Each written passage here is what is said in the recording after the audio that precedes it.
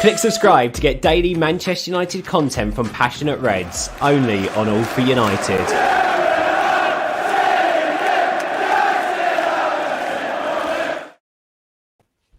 Good evening, ladies and gentlemen. Welcome back to All for United. Welcome back to the third instalment of Devil's Advocate. It's not Keane tonight. It's not Raquel.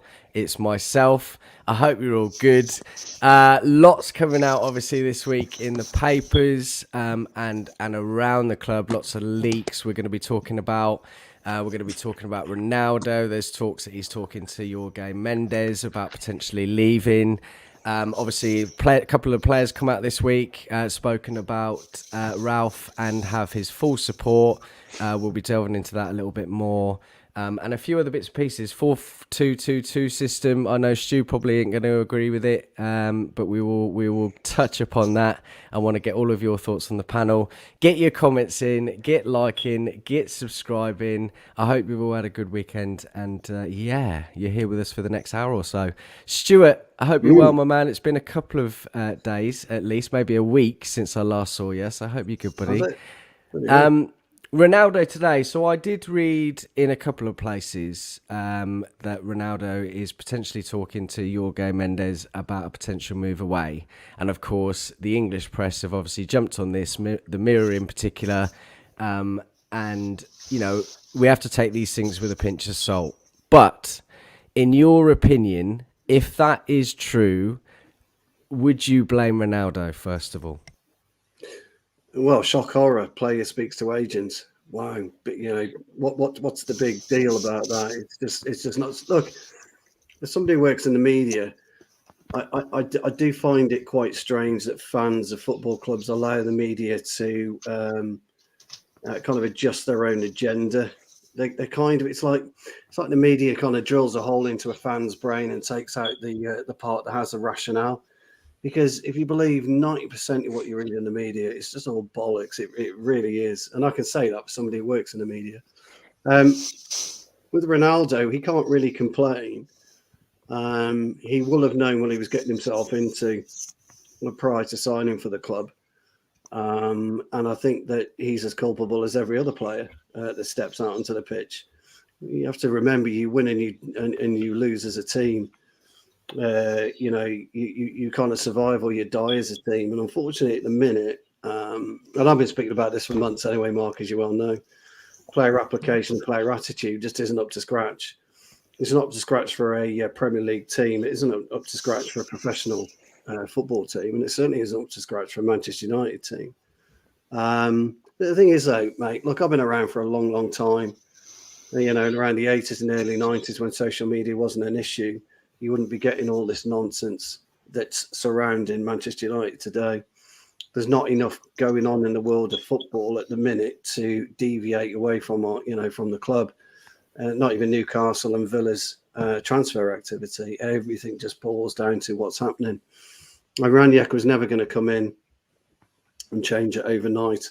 Although you'd expect a bunch of professional footballers to be able to up their game, it was always going to take time with this squad of players that we've got. And with regards to players coming out and speaking, it's just, look, their media team have issued a statement. It's gone to the PR team at Man United, and then it's been released. So United have been on top of this right from the get-go. And that's just how it works in the media, I'm afraid. So, no, to me, I just forget it. I don't even bother wasting any energy about it, I'm afraid. A resounding doesn't give a shit by Stu. Absolutely. Jamie, how do you feel about this? I do feel on a lot of occasions there are too many leaks within United. I can't really remember too many. I mean, I don't follow particular teams, Chelsea, Arsenal, whoever else it might be. But I very rarely see anything leaked when it comes to formations, when it comes to, the media getting hold of information. So do we take this with a pinch of salt?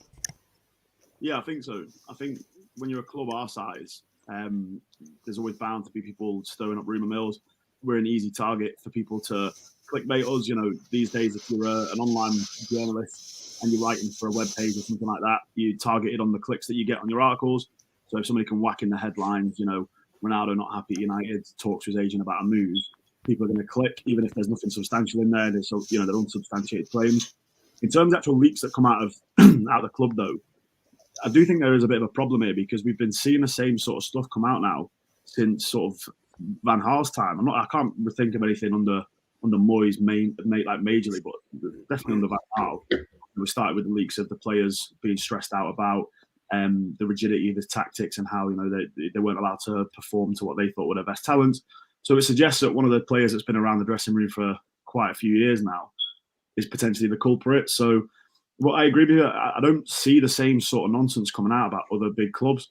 You don't really see the likes of like Chelsea, Arsenal, and stuff like that, like you mentioned, having this same debate. I mean, granted, you get things that people use their eyes and put two and two together. So Aubameyang not being happy, Lukaku coming out and doing that ridiculous interview with Sky Italia. So there's things that add fuel to the fire for them, but we don't seem to have that. The only thing I can think of that a player actively coming out was when, again, Lukaku did that podcast with those two American lads before he left us. That's the only thing I can think of where players actively come out and done something that's probably made us go, it's a bit shit, you can't be doing that. So I want to know where the info is coming from. And if they're not happy, we've all said this, if they're not happy, then fuck off. No one's bigger than the club. We've learned that over the years. You think when Fergie was here, and I know I don't want to talk about the halcyon days and, because you're never going to see a manager like Fergie again. The amount of superstars we got rid of because they got too big for their boots, and you don't want to upset the harmony within the squad. I'd rather have 11 7 out of 10 players every week that care about the club and play for the badge than have a squad full of tantrum throwing superstars that, yeah, fair enough, on the day are going to be incredible. But Phil Jones in 10 planks of wood, right? Yeah, exactly. So for me, it's one of those. It's Marcus came out and said it, on social media. He says that he's as disappointed as all the fans in everything, and they want to do their talking on the pitch. I love Marcus, but I think we're all tired of hearing that now, aren't we? So it is time to see some results, and I think Villa's going to be a tricky game on Monday. I don't think they will, but especially if they manage to get Coutinho registered, because you just know what's going to happen, don't you? He's done it against us many times before. So yeah, it's a bit of a long-winded answer there, but I think they all just need to shut up and fucking play football. And breathe. Thank you very much, mate. We're going to actually come on to Marcus and Fred with their comments a little bit later on. We are going to touch... I mean, we did a show, which, just to everyone in the comments, we did a show on Thursday, which is worthwhile looking at. It had yours truly, of course, but more importantly, had Phil and Callum, and they are wonderful, wonderful speakers, and it was a very good one. We didn't talk enough, really, about the game. So we will try and touch upon everyone's thoughts very briefly at the end about what they feel about tomorrow and whether the FA Cup is indeed important. James, I don't know if you've been on before, mate, and I have to apologise, but it's the first time you're on one of my shows, mate. I hope you're well, looking well. Your thoughts on the current situation, do you hold the same as these two above you? Yeah, I was on the other day, mate, discussing Arnold and Woodward situation, but first time on this show. I kind of echo Jamie and Stu's thoughts, to be honest. When you look at it, it's all media driven. If we do believe, like Stu said, 90% of it is made up. So I'm not going to, lose sleep at night worrying about what the media team told Harry Maguire to say that got released at 10 p.m. at night. Like, I'm not going to lose any sleep over that at all. On the Ronaldo situation, and you said, is it fair for him to look for a move or discuss that with his agent? The way we're going at the moment, top four could be a struggle, right? Asking Cristiano Ronaldo, a player who has won multiple Champions League, multiple Ballon d'Ors, holds the all-time record for Champions League goals, asking him to play in the Europa League is a no-no. So I would fully expect him to leave and look for other options if we didn't qualify for the Champions League. So that's on the Ronaldo thing. With regards to the leaks, it's obviously a problem. I'd like to know who's doing it, but at the end of the day, there's clearly more than one person. Whether it's people that have got links with, throughout the youth setup, or whether it's one of the players that's come in recently, I'm not sure. But it is a big problem. The guys were right. Jamie was right. You don't really hear of it at many other clubs, although we all know Manchester United is the biggest draw in the media. So we all know that if there's a story at United, we hear more about it than we do about Arsenal or Chelsea or City, for example. So yeah, there's my thoughts on the leaks. And then I'm trying to think of anything else really. Any other bits you wanted me to touch on? No, that's fine, mate. I'm going to move back to. That's absolutely fine. Thanks for that, mate. We're going to move back to Ronaldo just very quickly. Touching on what you said, James. Jordan, good to have you on, buddy. I don't know if this is your AFU debut, but good to have you here, mate. And so Ronaldo, I mean, sort of James hit the nail on the head, really. This is a man that's obviously coming to the end of his career. He's 36 years old, but still banging in goals, still looks in the form of his life. I'm sure most of us at 36 years old would give our arm to look like him. But you can't blame him, can you? I mean, if these potential rumours are serious and he might want to leave at the end of the season, you're absolutely right, James. How can we stop him from doing that? You know, he doesn't deserve to play in the Europa League. The Champions League is his thing. He's the top scorer of the Champions League and he's going to want to improve on that. So is that for me? That's for you, bro. Oh, yes. I thought you said James. Yeah, no, absolutely, spot on. And I think, James was pretty much hit the nail on the head there in saying that, Ronaldo's not going to want to play Europa League. It is a big question if these stories are true, which I hope they're not. But Jamie said, we are the biggest club in England, spot on, and the most talked about club in England. But if they are true, then you've got to kind of, I don't know. I feel sorry for Ronaldo. I really do, because he's come to an absolute circus. But what I want to ask you guys is, if it is true, why would Ronaldo feel this way? Because I've got a feeling that he's a little bit unsettled with, potentially the captaincy. I think, which is interesting. I reckon he's struggling to maybe adapt to the way that Harry Maguire does things. He's come to a club. He knows he has this aura about him, and he knows that he's a club legend. And for Harry Maguire, you must feel threatened, surely, captain-wise. Does anyone would agree? Reece? I would. I'm sorry, I was just going to say, I would. Like, obviously, when you're Harry Maguire and you've been the captain of the club last year, and then you've got not only one of the best players in the world of all time, but also a club legend, then it's going to have an effect on you.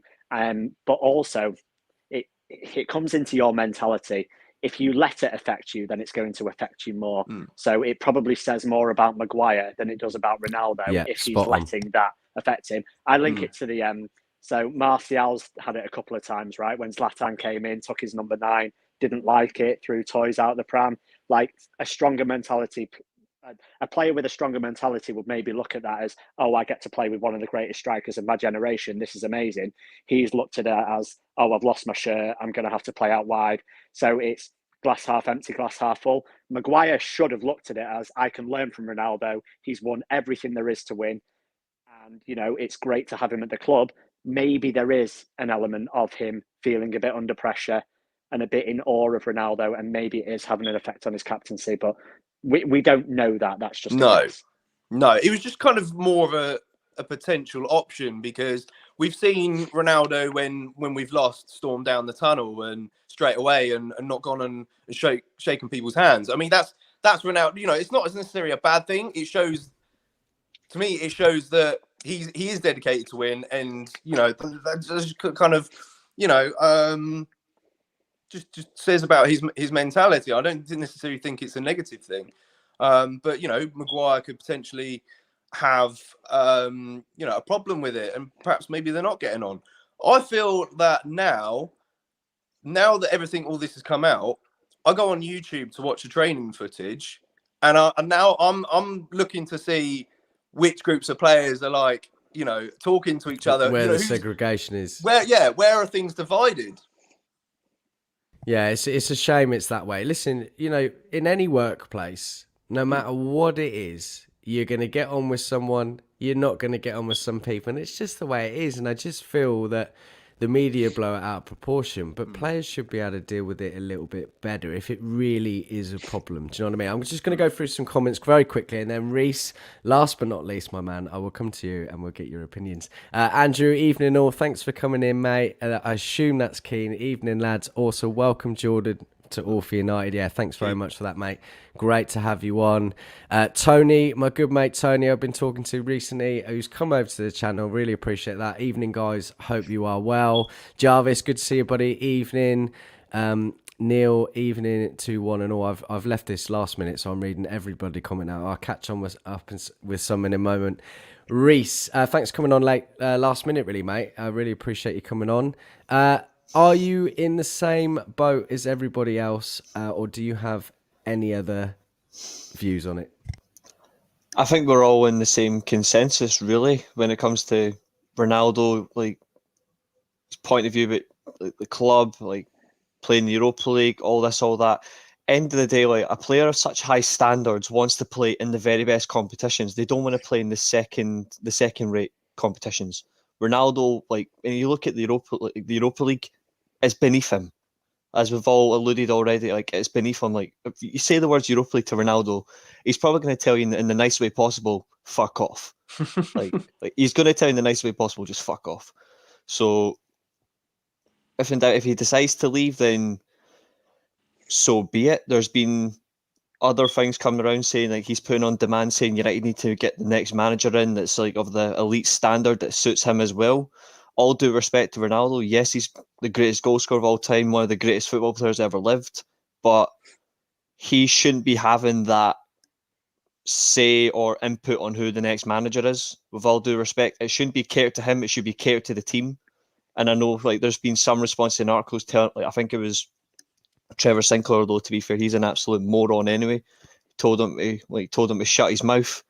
So like Trevor Sinclair having the cheek to tell Ronaldo to shut his mouth is actually quite funny. But end of the day, like Ronaldo's going to have some form of opinion. He's going to make it. He's going to voice it. But does he really want to leave? I doubt it. The only way you're going to see him leave is if he actually does come and say, "I'm going to move on." In the summer, he'll make some sort of decision with Mendes. I think it's just a lot of media bollocks. Same as what Stu and Jamie's already said. And Jamie alluded earlier on about superstars and how Sir Alex Ferguson booted them. Everybody knows my favourite player is David Beckham. He got a football but booted into his pus. And then he was kicked out of the club. So when it comes to what matters most, it's always going to be the football club, not an individual player. So Ronaldo, yeah, I don't see much happening there. You think? But I understand his point. Yeah, I think he'll stay. But I understand where he's coming from, and I understand where people would see frustration. It's a difficulty with such a short-term contract, really, isn't it? Because, you know, whenever someone goes into their last year, which he obviously signed a 2-year deal, you're then on the cusp of, is he going to stay? Is he going to leave for free? Do you know what I mean? And whilst he wouldn't necessarily go for much now, it could pose a problem for United, really, couldn't it? I'm just going to go through a few more comments before I come back to you, Stu. Sorry, mate. Tim here, thanks for all the editing recently, bro. There's been some great videos from this man, and we really, really appreciate it. It stems from the top. When your owners are crap and allow this atmosphere to fester, it's never going to create a culture of success. Really, really good point. I'm not going to read that one out, Neil being a prick, but there you go. The main problem is Ronaldo pointing fingers in other directions will not solve the problem. I'm not sure if that's happening. I've not seen any blaming going on, but we'll have to wait and see. I know Jamie wants to come in, actually, doesn't he, after this? Apologies, Jamie, I forgot, bro. Andrew Wall, Shaw did say after the Wolves game that he didn't feel all the players were together. I would love to know who he was referring to. Everything is not quite right in the dressing room at the moment. And Phil made this point on Thursday, actually. Under Mourinho, and granted he was criticised a hell of a lot, so he probably did feel like a bit of a mouse, but he was one of the weakest personalities in the team. So for him to come and say that is a damning thing, really. And I would love to know exactly who he was talking about. Not that you want to, create that negativity, sort of read between the lines, get involved. Do you know what I mean? But it does create a bit of drama. You do want to know what's going on, and yeah, coming from Shaw, who is quiet when up until he needs to be, is quite a damning thing. We can't all look like Ronaldo at 36 or Mark Biggs with that beautiful mane. Thanks very much, Trevor. I didn't know that was coming. I didn't bring that up on purpose, I promise you.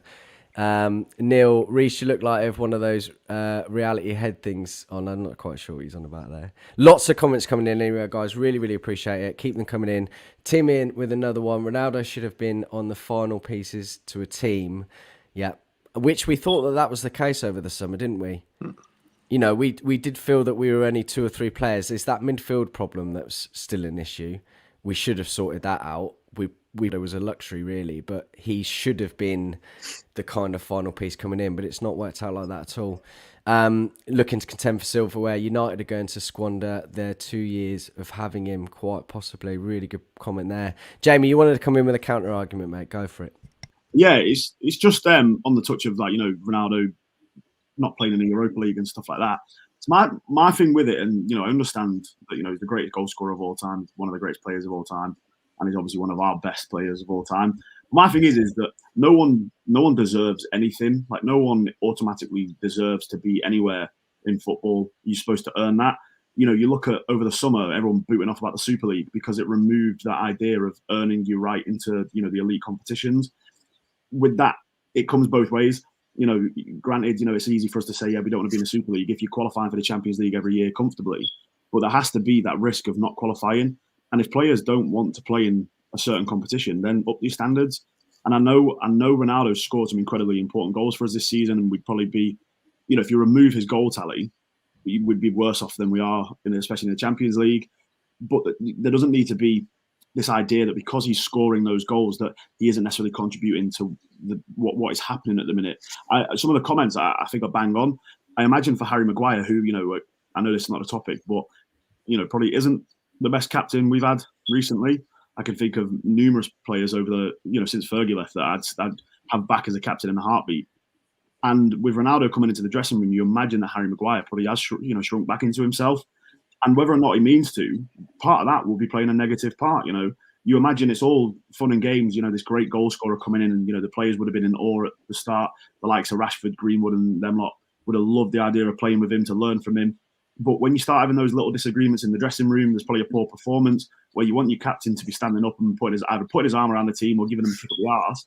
Is Maguire doing that? Is Ronaldo taking the mantle? Is he the one that's leading the charge, and that's pissing off, and that's where we're getting these clicks from? You've got the likes of the players that maybe feel some loyalty towards Maguire, and then you've got the ones that are probably a bit more like, well, Ronaldo's a better player than any of us. So yeah, I think that the two statements can exist, that he has been an important player for us this season. I said a few months ago, I think if we're talking about our most functional 11, I don't think he starts, because I do think that the jigsaw we've been building over the last couple of years under Ollie has been dismantled a little bit by the signing of Ronaldo and shoehorning him in there. It's probably not working as well at the minute with Rangnick coming in with a new formation, new training regimes, new ideas, new ways of playing. So again, probably in a bit of a downward spiral at the minute because they're getting used to it. But I suppose the whole thing is that if Ronaldo wants to leave because he wants to play the Champions League, then fairs, go, mate. Off your pop. You're in a position to help us get back into the Champions League, which, there's a massive, massive fear of us at the minute, not qualifying through the league. So, unless we go on and win the Champions League, which, why not? Let's do it the fun way. If he wants to make sure he plays Champions League, then go and play back in a country where, go play for PSG. They got no fear of dropping out. You know what I mean? It is just, I think, you look at Forest today. Forest have won 2 European Cups. You don't see their fans booting off every season saying, well, we should be in the Premier League because we're arguably one of the biggest and best clubs of in English history. They're getting on with their life in the Championship and just cracking on. And I stand by the point. No one deserves anything. No one automatically qualifies for anything. You've got to be part of the plan. You've got to be part of the team. And you've got to earn your right to be there.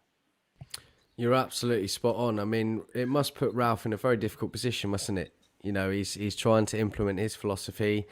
It kind of undoes the work that Ollie's done, and I'm not, I appreciate everyone's not over the moon with Ollie necessarily, but he's done some wonderful things, regardless of his whatever your thoughts are on his management.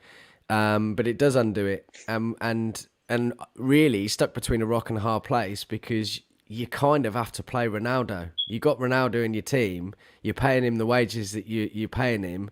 You've got to play him. But then it might not suit what his philosophy is, and it's really, really difficult. Really, really difficult. Lots of good comments coming in here. Tony, agreeing with you as well, Jamie, what you said about Maguire. Maguire shouldn't be captain. He doesn't have the personality and mindset to be captain. We need someone strong. Let me just jump in on that one, Mark. What is the big thing about the skipper? I never paid any attention to my skipper when I was playing, not once. I was too busy concentrating on my own game. And that is the biggest issue. There's so much focus put on the captain. It's an irrelevance nowadays. He's a coin tosser. He really is. That's all he does. They don't lead on the field anymore. You need 8 or fucking 9 skippers to do that. I paid no attention whatsoever to my captain in all my years of playing. And I still wouldn't tomorrow. I pay no fucking attention. Concentrate on your own game, mate. Let me do it. The captain's role is behind the scenes. Captain's role is in the dressing room, not out on the pitch anymore. Neil Burton will tell you. He would have done exactly the same. You're too busy concentrating on your own segment of the pitch, making sure you're winning your own battles, making sure when you get the ball, you distribute it properly, making sure you move into space. You don't need some idiot fucking in your ear all the time to tell you what to do. You already know what you've got to do. You are your own man and your own player, aren't you? Yeah. You have to be. You can't listen to a skipper all the time. There's so much going on in the game. If you're listening to one, you're not concentrating on what you should be doing, where you should be.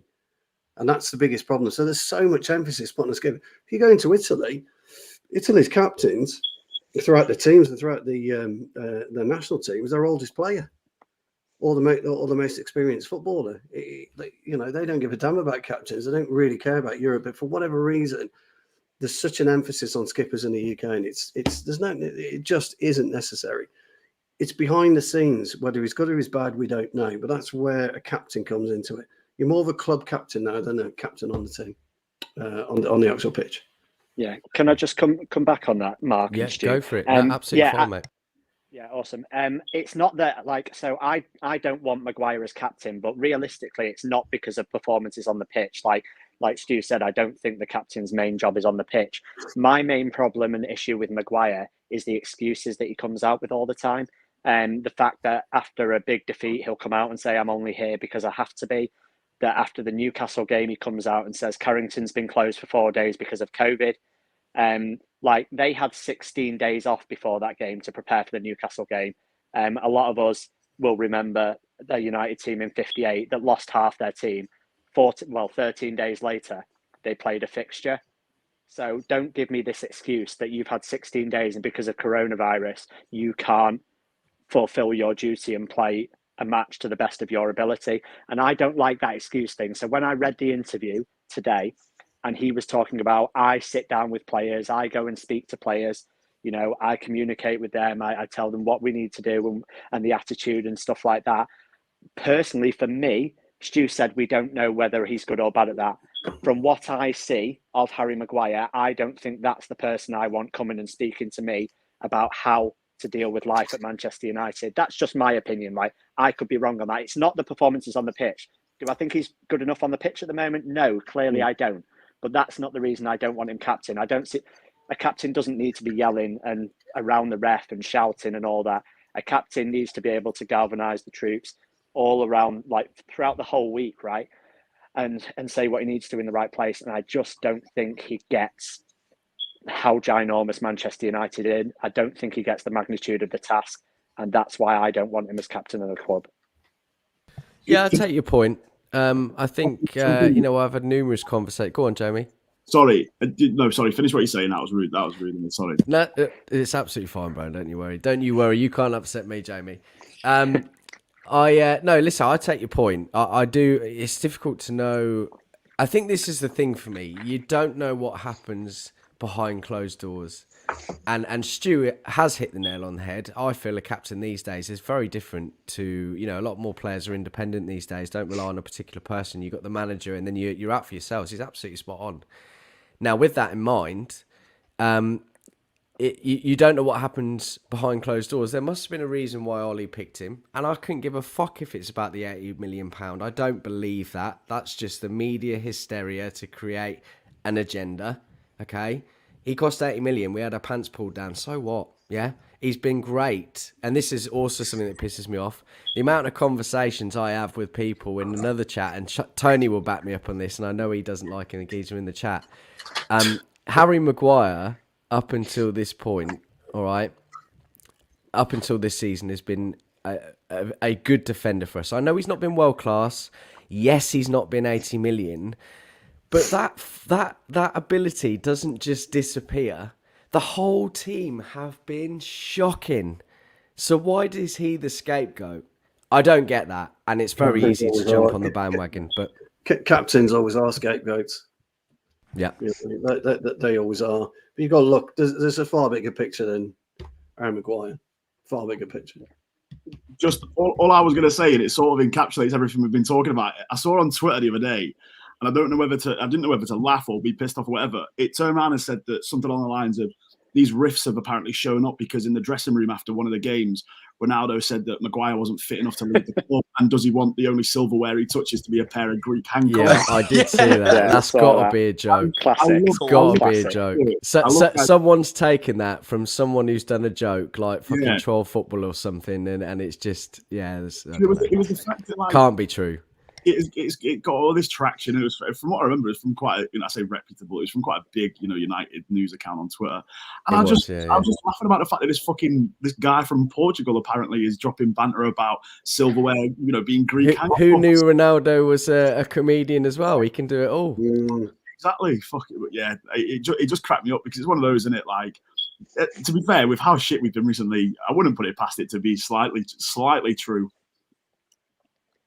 Yeah, Tony agrees with you. I would die laughing if Ronnie actually said that. I mean, who knows? Like, it did come from a big account. You're absolutely right, but I can't. I mean, it might have been said in jest, and then it's been escalated, and the media have got hold of it. Do you know what I mean? It's one of those. He wouldn't be able to articulate that. If you hear Ronnie in an interview, there's no way he'd be able to articulate that. No chance. No. Bainesy makes a really good point here, actually. I'm 50-50 on Maguire. We don't know what he does off the pitch. Spot on. We don't. Wasn't he the first to go straight to Woodward about the ESL? When that was a thing for the media, because they didn't agree with ESL, they had to fuck it. It was a good talking point, a good story. Oh, of course we're going to talk about Maguire going to Ed to, you know what I mean, and make him look good. It's whatever the agenda fits, and this is what we've got to learn. We need to be very, very careful. Spot on though, Bainesy. Thanks for that comment, mate. Right, I'm going to move on to some comments that were made this week. Obviously, lots in the media about the unrest, the issues, 17 players being unhappy, which I've now heard in the last couple of days is absolute bullshit. And it's not at all. Who knows? Again, Fred came out the other day. Over the past few days, I have read several fake news involving my name and other Man United athletes. I'm not in the habit of answering controversial stuff publicly, but this time I'll have to. I just want to say that I'm very happy here, and I've never expressed any dissatisfaction and the possibility of leaving the club. Don't be misled by fake news. We will continue to work with great dedication to pursue our goals. James, what do you make about that? And I'm going to come into this in a little bit more detail. I'm going to go on to a few other things that have been said in the last few days. Harry Maguire and Marcus Rashford. We seem to hear these things quite often now. A lot of the time, for example, and this is no criticism towards Harry, he's come out a lot of times after the game, not a good results day, we need to do better, and it's the same shit every week. But do you expect these players to come out and do that? Do you think it's the right thing to do? And is there anything you can take away from that Fred comment? Well, first of all, I love Fred. I'm not surprised that he was the first player to come out and say that at all. I think he epitomises the attitude of what a player should be. He's very defensive of all his teammates. He's like an honest family man. You see it on his Instagram and stuff all the time. I totally agree with that. Yeah, he seems like a stand-up guy, so I'm not shocked in the slightest. On the second point with regards to like Harry Maguire said stuff before, basically, how many times have we heard that we go again? It's disappointing, but we'll all group together, we'll huddle together, we'll go again, it'll be better next time. I'm not, and this isn't just Maguire, I'm not interested in what players have to say unless it shows some manifestation on the pitch. If what you say turns into some actual physical action for 90 minutes on a football pitch, then that's absolutely fine. But saying that you were disappointed and you're going to give more effort and try harder and do certain things, and then it doesn't happen the following game, well, then you just look a bit silly. And then it creates a further disconnect with the fans, because now we're not going to believe anything you say, because it's so disingenuous. So, like, I understand why they say it. Like, obviously Rashford came out and said something. He stopped himself short of saying what Fred did, and he basically said, listen, I'm going to stop, we're going to do our talking on the pitch, right? So he kind of stopped short of going into it massively and said, we're going to do the talking. He shouldn't have to come out and say that. That's the first thing. He should just be able to do his talking on the pitch. The problem is performances have been poor, especially from Rashford, that he may not feel like he's able to do his talking on the pitch at the moment. So yeah, I don't really want to hear many more players come out and give the "we'll go again." Where do you draw the line? Mentality. Where do you draw the line with this? You see, because my problem is you don't see. Maybe you do from other clubs. I don't. Again, as I said earlier, I don't follow them, but you don't necessarily see lesser clubs have their players come out. Do you think that this is a real double-edged sword, where because United are in the limelight, we're almost expectant of players to come out, whether it's needed or not? Yes, mate. I mean, Manchester United, like I said before, are the biggest click in football, the biggest draw in football. What's our average follower base of a player? Like million, 2 million, 10 million followers on Instagram, on Twitter. Yeah. So everything they say is going to be scrutinized to some point. So they probably do feel like they've got to come out and say something, because they're probably getting so many messages. The problem is that clearly it's all scripted, because Fred might have come out and put something out, right? Because it was a fairly quick reaction. But then it takes 48 hours for the captain of the club to say something, and it gets released at 10 p.m. at night, and it's all in a very scripted interview. I don't think it helps the connection with the fan base when a player comes out and it's all very scripted. We, as fans, want to see passion, right? We want to see the players hurting like we hurt when they give a performance like that, and then reacting to that. I don't want to see a scripted, we'll go again, it'll be better next week thing. So I don't know where I draw the line. I guess I just don't want to hear any more of it, to be honest. It's so difficult, isn't it? You're absolutely right. I mean, this probably happens at every other club as well. Fortunately for Liverpool, Chelsea, Arsenal even, they're going through good run of forms at the moment, so they're not having to go down this route. But it's so difficult when you're in that big club where you feel like you have to come out, and it is scripted. That's just United to a T, isn't it? They're so sort of structured incorrectly that even now they've got their players coming out and saying, right, this is what you must say, this is what you can't say. You're absolutely right. I just want a player to be able to come out and say, you know what, we fucked up. We played badly. There's no problems. You don't need to worry about it. Do you know what I mean? And be less scripted. But I absolutely agree with what you're saying here. John, good to see you again, buddy. Regarding the comments that players have made, fair play to Fred for being the first. But for me, all this talking is cheap. We will only see if they mean it in the coming weeks. And again, as well, you made me think earlier, I think it was after Shu mentioned something. You can come out and say these things, and you can say that you're going to try and work at it next week, but it doesn't always work out like that. You can't foresee these things happening and then come out and have a fucking great game. It doesn't always work like that. So whilst it might make the players look bad, we can't sort of shoot them for maybe having a couple, 3, 4. I know this has been months now, and it's difficult, isn't it? But there you go. Get Roy Keane in. He will sort this crap out. But sadly, I've seen this. So go on, Jamie. Talk to me. I say this all the time, and I'm going to get shot one day by a United fan for saying this, but honestly, like, the whole thing with Roy Keane needs to go. Like, the whole thing needs to go. You know, Stu's very, very eloquently put before that the role of the captain's changed, but yet we still have an entire fan base that pine for the days of Roy Keane, you know, and don't get me wrong, phenomenal footballer, one of the best midfielders I've ever seen. And a great captain. Yeah, and a fantastic captain. But the two things can't, like, coexist. You can't be talking about the role of a modern captain being different, or Roy Keane. And again, I think we live in an age where, yeah, we probably are soft. Players are softer. They require a different type of attention and a different type of care. You think that we look at, like, mental health now. People take mental health so seriously.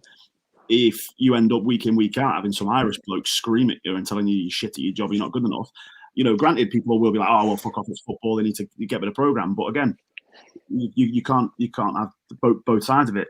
And again, I absolutely love Roy Keane as a footballer. You think back to that performance in Turin as the standout one. That's when you need people. That's where I probably do disagree a little bit with Stu that these days you can still have a captain that will grab your team by the scruff of the neck and drag you through. Granted, that doesn't just lie with the captain; it lies with everyone. But yeah, this idea that this tough talking Roy Keane, get him in. The guy failed at every managerial job he's had, pretty much every coaching job he's had. People talk about how much of a polarizing person he is, and if people think that that's what this club needs at the minute, a very fractured dressing room and it's rotten from top to bottom. And then I'm just a bit like. Just a quick addition to that, then, Jamie. You are absolutely right because you have to consider the types of players he had around him as well. Yeah, Peter Michael, Steve Bruce, Rio Ferdinand later on, Jaap Stam. These are real big characters, strong characters. Paul Ince, I think he was there. I think he was. No, he came after Robbo, didn't he? Slightly after Robbo. He joined for Robbo's last season because he won the double. That's it. He did. He joined at Robbo's last season. So you've got all these big characters around him. So you didn't need Roy Keane, the skipper, there. And all he did, he learnt from the very, very best. He learnt from likes of Schmeichel. He would absolutely bollock you, even if you cleared one off the line, because you're out of position 5 minutes earlier. Paul Ince giving the ball away, and those are the big characters. We don't have those big characters in our squad. We don't have the big, real bad losers. I talk about it all the time. Bad losers are bad winners. Roy Keane was a bad winner. If they won by 3-0, why didn't we win by 4 or 5? Bruce was the same. Pallister was the same. Schmeichel was the same. Ince was the same. Robert was the same. Kanchelskis, Cole, York, Beckham. Even Terry Sheringham in his late 30s. I could go on. The bad winners. You've got to be a bad winner in football. You have to be a bad winner because it galvanises you. You play better next week. And so that's the thing about Roy Keane. It's all right, you're right, talking about Roy Keane coming in. But what? You're just going to see players wilt because they haven't got the spunk. They haven't got the fucking aggressive nature. John agrees with you here, spot on. Sorry, just very quickly. If the move isn't in the squad is low, I doubt Roy Keane coming in will help improve the confidence. You know who I'd rather have in than Roy Keane is Patrice Evra. Because don't. Because someone like that understands what it's like to play for the club. He played for the badge. He absolutely loves us as a club. But he still has that side to him that you imagine that he'd give you a bollocking when you need it, but then he'd put his arm around you afterwards and say, "Come on, you can't hear you." Spawn. He has another option, but you've just mentioned there about bad winners. Like Ronaldo, walks down the tunnel in a huff, anger at how we play a performance, but he gets criticised for it. So frankly, it doesn't really matter who you have in this team, a bad winner, bad loser. They're still going to get criticised because of the snowflake generation. Yeah, exactly. You're right, Reece. It is a snowflake generation. They don't get. I hate to say it, but they don't get football. They don't really understand what it takes to be a footballer. And it's such a shame, really, because you get a lot of real fans out there that actually love the club, but they really got any understanding what it means to be an elite athlete, and they don't. You've got to have this mentality where you're selfish, you're driven, you're a spiteful fucker. I mean, I was a nasty bastard when I was playing, a real nasty fucker, and that's how you've got to be. Still is. Still am, yeah. You've got to know when to put your foot in. I was a winger. I played on the wing growing up, and I always cutting in. But the one thing I always loved to do, doesn't matter who it was, fucking loved a tackle. I don't because there's nothing more getting a goal, getting a cross in for getting your striker. But if there's somebody generally taking the piss like a fullback, fuck dribbling, take them clean out. That's the difference. Just once again, and obviously, it's the name of the show, just to be devil's advocate. See, I love you, Stu. Nice plug. Yeah, exactly. I'm going to disagree. I'm going to disagree here again. I think it's harder to be an elite level footballer now than it was 20 years ago. You look at it is. That's what I'm saying. Yeah, it is. Yeah, because you've got so much pressure on you. That's what I'm saying. Yeah, I must have misheard because I just think you throw the likes of some of our best 11s that you can think of from across the generations, and a lot of them had struggled to play now with the intensity, the level of sports therapy, sports science. Half of them were probably. It's like Keno again has said that we'd have a kebab, but 4 hours, 5 hours, whatever before kickoff. There was none of this nonsense healthy eating.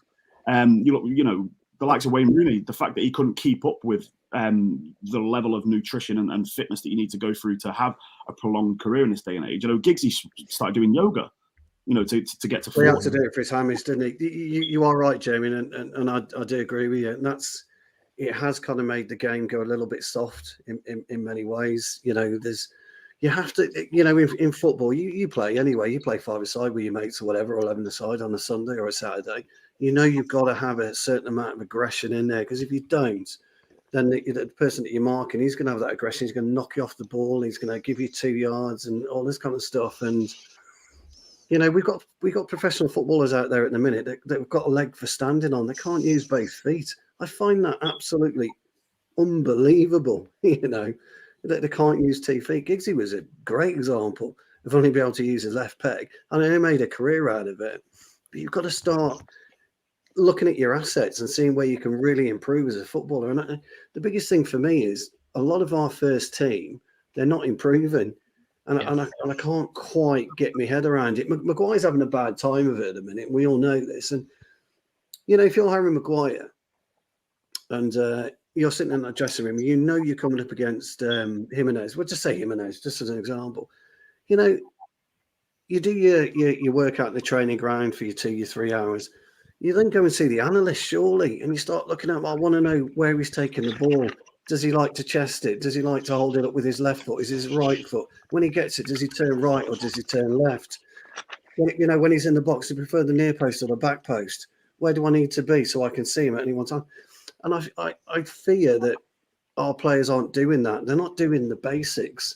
They're not trying to understand who they're coming up against. And it's just worrying at the minute. It really is. It's just worrying.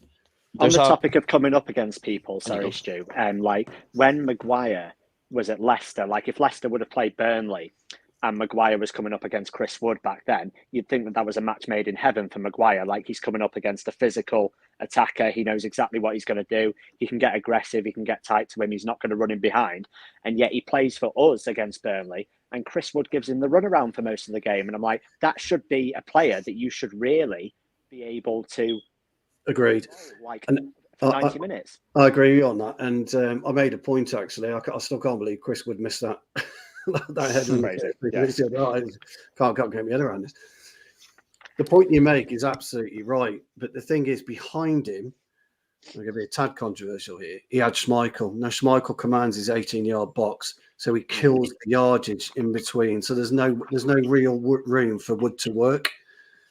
Right. De Gea at the minute doesn't. He stands on his goal line, maybe the 6 yard, if that. But I suppose what I'm getting at is he gives Wood a lot more room to work in, and Schmeichel didn't. Henderson doesn't. When Henderson was playing, and on this channel, if you've watched it previously, there's a bit of a debate. Some of us like Henderson, some of us prefer De Gea.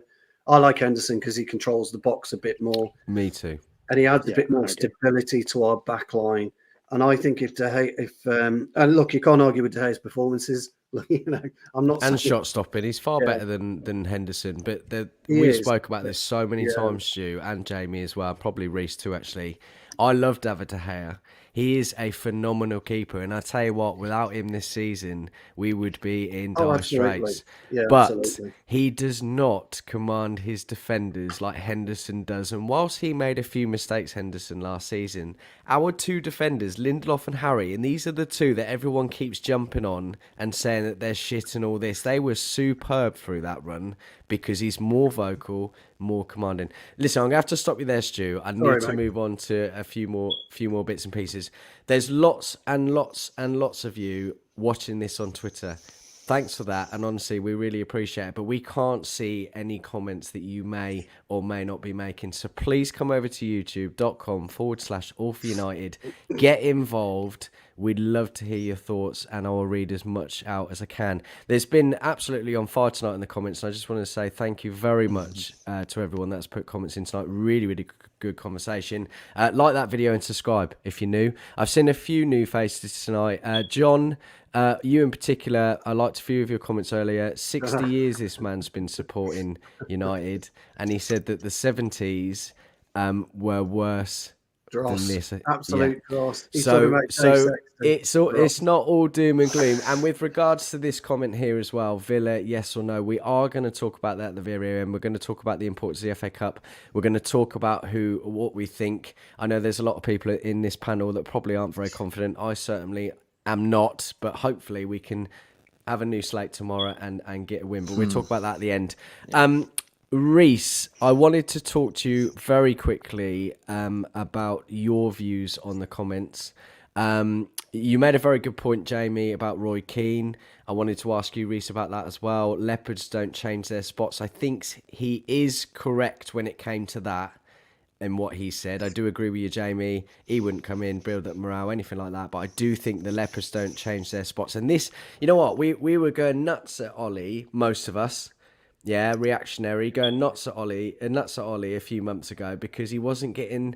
But really, when you look at it now, it's probably not the fucking management. It's obviously everyone up top, the Glazers, trickles down, but the players are obviously a massive, massive problem. Anyway, I'm going off on a massive tangent. Reese, talk to me about your thoughts on the comments and stuff. He is right with that comment. My only thing about it, and this is where I disagree with O'Hale, our greatest captain, is some of that squad ain't even here anymore. So it doesn't just stem from obviously the ownership is a fucking disgrace, and if I've talked with them, I'll be here all night, and we're not here all night. So, but in terms of the squad, it seems deep rooted within the club. It doesn't matter what position you're whether it be manager or Woodwank, the chief exec that's finally going, thank God, or whether it be the owners or whoever's on the board, it's deep rooted and it's within. It's a virus. Like everyone, and it's people they're gonna immediately target one player. They're gonna target XYZ. It's a deep rooted issue, and frankly, until you find the root cause, the whole bluffers comment, it has a impact on the players not delivering week after week. And he said you should be motivated to play for Man United for every game. That's a good point. But when it's about the squad compared to where we were at that time, some of them aren't here anymore. It's a deep-rooted issue that we cannot seem to find. Yes, the manager at the time had to go because results were quote-unquote shocking. Like getting beat 5-0 of Liverpool and then getting absolutely slaughtered to death by City, embarrassed by Watford. But even at the change of manager, these players are still not performing, and you really have to think, what is actually the root cause? Is it the clicks between them? Is it the fact they just generally don't give a fuck about playing for Man United? That deep root cause, you really cannot get rid of it until you pretty much have a mass clear out, because you can chuck out half the squad, replace them with under 23s. They understand what it means to play for Man United, but you put them in this pressure, that affects our chances of the top four, which is already buggered anyway. It disrupts our chance. Sorry, to be fair, I think I'll be honest, I think our chance of the top four is bleak. I was still thinking we could get the top four, but at the minute, Arsenal are a much better team than us. They're actually ticking because the year without European football is giving their youngsters a chance to develop as a team. Our team seems to have just got disjointed over the season, it's not clicking well, and it's a deep-rooted cause that you can't just get rid of because of one comment. You have to just really in response to your Reese, very quickly, buddy. So we're sitting in 7th. We are 31 points, three off of West Ham in 5th, 4 off of Arsenal. I mean, we needed to win that game against Wolves. That was a huge 3 points that we lost, really. It's not. I mean, we've played 19 games. We've got potentially 2 games in hand. It's not. We haven't seen a good run of form yet. It's not impossible. I don't think it. I get your pessimism. I absolutely do. But it's not doom and gloom. And if we can just pick up from somewhere, he's come in. He's not had a full week, 2 weeks training because of quarantine and all this. He's trying to instill a philosophy that you've got big egos to instill that with. It must be. I know you love Ralf, and I was really happy absolutely. About Ralf. That's why I won't put any blame on him. Yeah. Yeah. Jordan, I'm really sorry, mate. I've just got round to this, buddy. Everyone going off on tangents and all sorts. Sometimes that happens. There's a bit of a beautiful mess over here. But yeah, sorry, bro. You add what you need to say. Yeah, that was a little while ago while we were talking about the sort of tough player mentality back in the day where, you know, you'd have your likes of Keno who'd go and run up and swipe a player and you know, completely slide in and things like that. I just kind of wanted to add that the game has evolved and has changed and there's so much more element of risk now. You don't really necessarily get that, you know, because, you know, the rule set has changed and you it's the slightest of margins now and you can be off the pitch. So, but that's all I was going to sort of touch upon there. Yeah, it's, you are spot on there because like a sliding tackle from say we'll allude to, for example, because we spoke about in the group chat earlier on about the cup final that we absolutely battered Arsenal, but we lost on penalties, which we should never have lost in the first place. Like, I remember some of the tackles in that game by Roy Keane, purely because we were just not passing the ball more effectively into Van Nistelrooy. We weren't feeding the ball to Wayne Rooney. He got that pissed off. He nearly got sent off in that game on a 2-footed challenge. What happened then, you could get away with. You won't get away with that now. So you are absolutely spot on with that one. I completely agree. Yeah, you know, it would be nice to go back to those sort of kind of glory days of those sort of tackles, but it's just not the generation now. I was going to say that team probably could definitely deal with something like that, but it's not going to be the case. It is what it is. Thank you, matey. I'm just going to read out a few more comments. I'm going to start talking about Ralph's 4222, and I'm going to come to you first, Reese, in a moment. I know you've got a lot to say on this. I wholeheartedly agree with everything you're about to say because I know how you're going to go with it. And I want to know if you guys think that 4222 and his philosophy is something that he needs to stick by, or do we go back to what we know? Obviously, 4-2-3-1. Can these players be adaptable? Essentially, John, we have to go on a winning run soon. We really need to go on a run of winning 5 or 6 games in a row. Big ask at the moment. If that happens, we'll be back in contention. I'd take 2 on the bounce at the minute. We'll take it one step at a time, baby steps. If that happens, we'll be back in contention. And he is right. If we can get 4 or 5, 6, 7 on the bounce, I know that's a big ask, but it's going to be completely turned on its head. We might even be near the top. Do you know what I mean? It's such a competitive league, I feel, this year. There's a lot more results that you're not expecting, I think. I think that happened last season. It's certainly more this season. It could turn very, very quickly. Good point there. Maybe the fans are the problem. Good point, really. It's another perspective, obviously. We put an immense pressure on the club for instant success, and there's no room to develop as a team, and the pressure gets even... And you know what, Jarvis? He's a regular with us. He's always got some absolute blinding comments, and that is spot on. Perhaps we have become complacent, and we could be the problem. We expect too much, and maybe that is the problem. You know, that's a very, very good point there. That's a great shout, Mark, but why doesn't that happen at other clubs? That's what I want to know. So when we talk about snowflake generation and stuff like that, like we're talking about it from United's point of view, but then that comment there, well, why does City, like their fans put heat pressure on them? But I think it did, though. I think you're right now. It's, again, whatever moment you're in, but City... Their fans were distraught for years because they went down leagues and they felt more entitled. Liverpool didn't win it for 30 years. And you know what? And this isn't me going in on Liverpool fans, but they are a fucking nightmare bunch when you try and talk to them about it. Because they are. My best mate, love him to pieces. He is such an entitled motherfucker. It pisses me off. Right? But a lovely guy, but it is. And they had to go through that for 30 years. And maybe we just have to be a little bit less complacent. And maybe it's just going to be that little bit longer. Ultimately, the problem is the Glazers. That's not going to change, though, unfortunately. And we've just got to try and work with what we have. It's James, isn't it? It's James, isn't it? Sorry, mate. Yeah. What's happened is, unfortunately, the Sir Alex Ferguson eras have given us an explosion of new fans. There's still your legacy fans like myself, etc. But 77 was my first I game. love that terminology, legacy fans. Legacy. Yeah.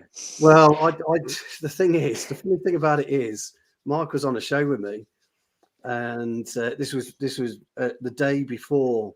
I can't remember who came out of it. I think Jamie was on with me as well with the ESL, and I happened to mention that I was in an era that the clubs don't care about anymore because I'm not a FIFA generation fan or any of that. I'm an old fan. You know, I'm 52, so I'm an old fan. They're focusing on Reese's age, and I know he won't mind me saying, and you know, Absolutely not. I don't mind. focusing on, and I said that, and Mark and Jamie will both remember it. I spoke about it, and then obviously the day after it all hit with the ESL.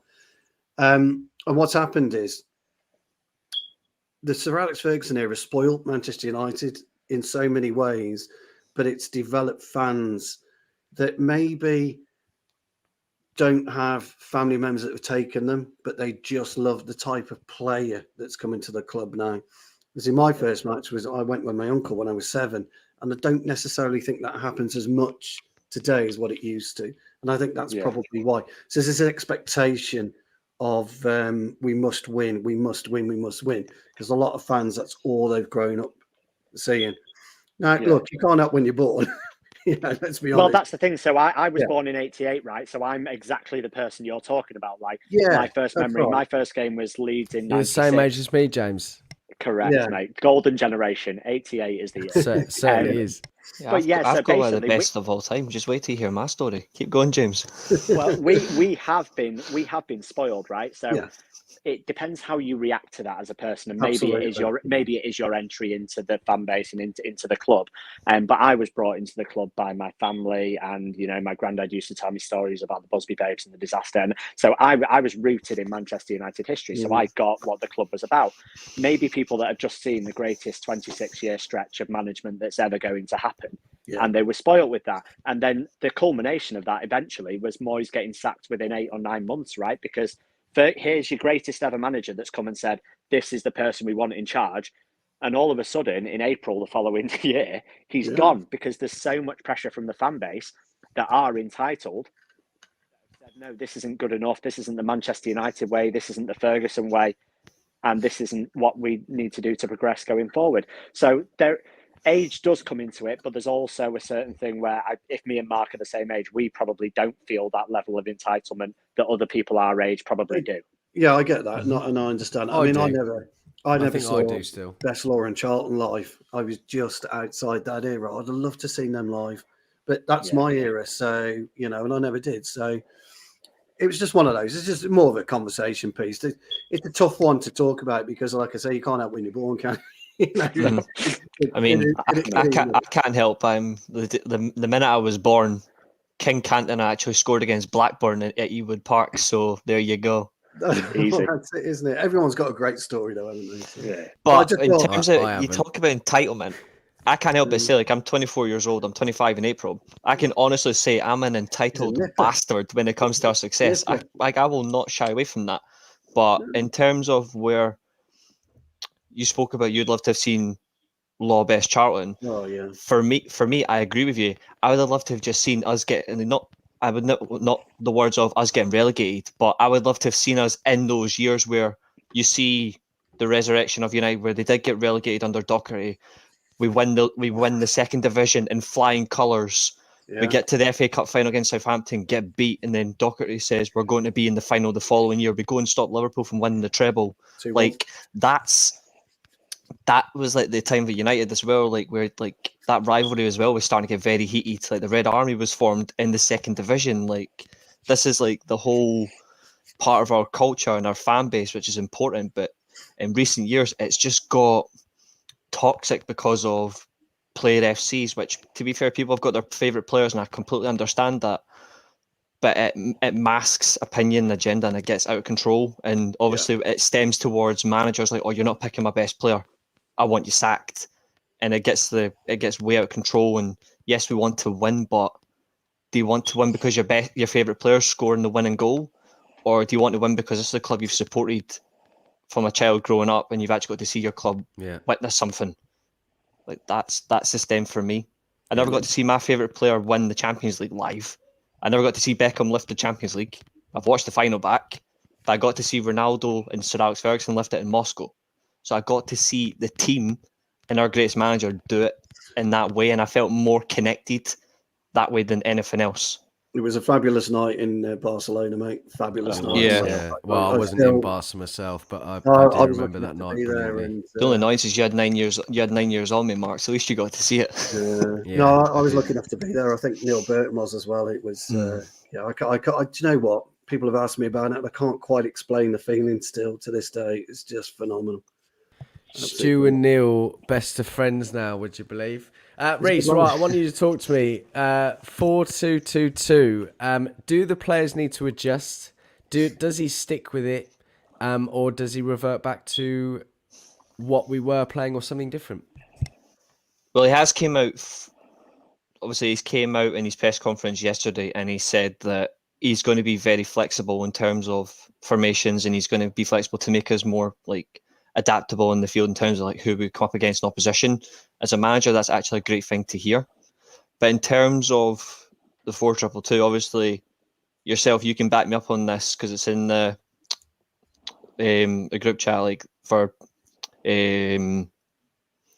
the weekly armchair. Another show, yeah. Yeah, the weekly armchair, like that group chat, it was spoken about, you should revert back to the 4-2-3-1 because the players are suited to it and we should stick to their strengths. And I was adamant saying, no, we should actually stick to his system.